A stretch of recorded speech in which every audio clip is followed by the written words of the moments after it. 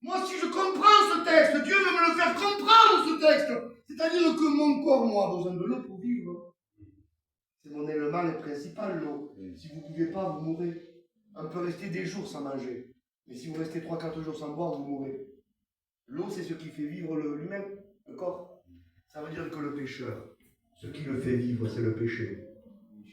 Le pécheur ne boit pas de l'eau comme du fiel. Le pécheur, le péché, c'est comme de l'eau, c'est son eau minérale à lui. Parce que sa nature est pécheresse. Mais le Seigneur a changé notre nature. Amen. Je vous donne un parallèle. Amen. Ésaïe 65, verset 25, qui dit qu'au millénium, le lion mangera du fourrage comme le bœuf. Incroyable, Billy. Aujourd'hui, je vous le dis, le lion, il ne se trompera pas. Il faut croire qu'au règne du Messie, Dieu changera la nature même du lion. De carnivore, il passera herbivore. On ne peut pas changer d'aliment tant que la nature n'est pas changée.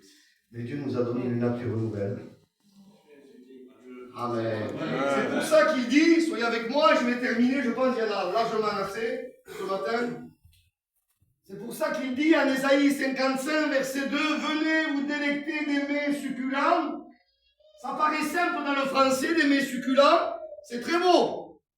Mais si je consulte le mot hébreu, c'est le mot déchaîne, des mets succulents. Déchaîne, c'est la graisse en hébreu. Soyez avec nous. Restez là. Amen. Et selon Lévitique 3, verset 16, la graisse était la portion de Dieu dans les sacrifices. L'homme ne devait pas manger de graisse. C'est-à-dire que dans l'Ancien Testament, l'homme et Dieu n'étaient pas à la même table. Parce que la nouvelle naissance n'était pas une œuvre accomplie. C'était un temps de patience. Mais dans la régénération, Dieu nous invite à manger ce qu'il veut. Amen. Et maintenant, on aime ce que Dieu aime. Et on haït ce que Dieu haït. Amen.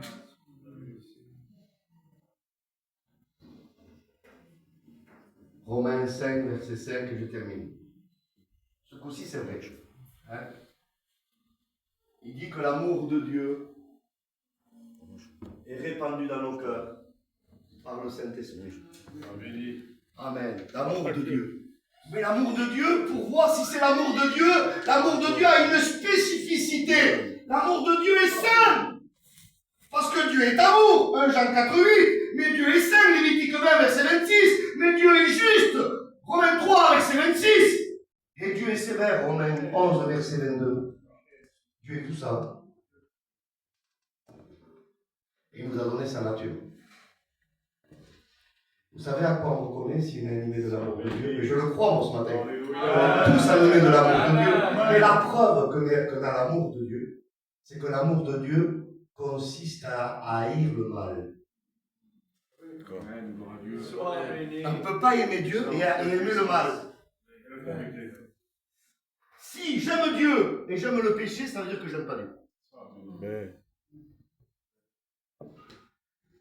Psaume 97, verset 10. Vous qui aimez l'Éternel, haïssez le mal.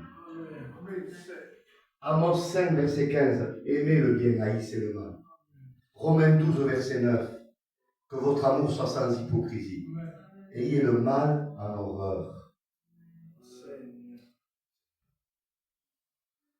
Jude 1, verset 23. Haïssez jusqu'à la tunique souillée par la chair.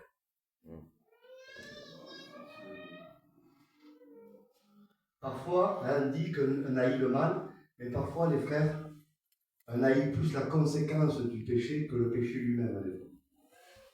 Parce que quand dans le foyer ça ne va pas, on haït, si vous voulez, les conséquences. J'ai fait des bêtises, le foyer ça ne va pas. Mais Dieu ne nous demande pas qu'à haïr les conséquences, il nous demande d'haïr le péché dans sa nature. Comme Dieu le haït. Et ça, c'est une progression. Plus on grandira dans l'amour de Dieu, plus on grandira dans la haine du mal. Philippiens 1, 9. Que votre amour grandisse en connaissance et en pleine intelligence.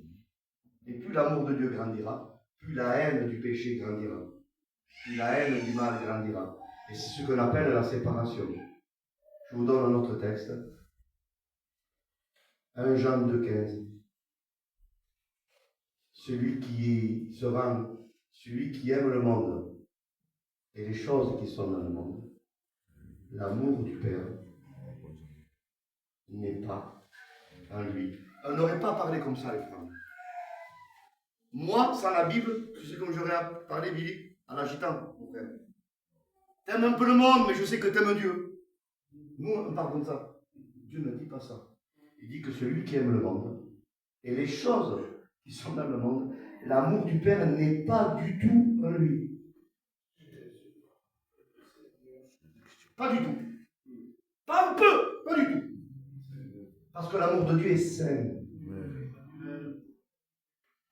Jacques 4, verset 4. Celui qui sera ami du monde sera ennemi de Dieu. Donc, voyez, l'amour de Dieu est saint. Et on reconnaît l'amour de Dieu par la haine du mal. Parce que Dieu haït le péché. Dieu est amour, il haït le péché par rapport à sa sainteté. Hébreux 1,9. Tu as aimé la justice, mais tu as haï l'iniquité. Apocalypse 5, verset 6. Et Proverbe 6, verset 16 à 20. Malachie 1, verset 2 à 3. Romains 9, verset 13. Dieu haït le péché. Voilà. Parce qu'il est saint. Amen.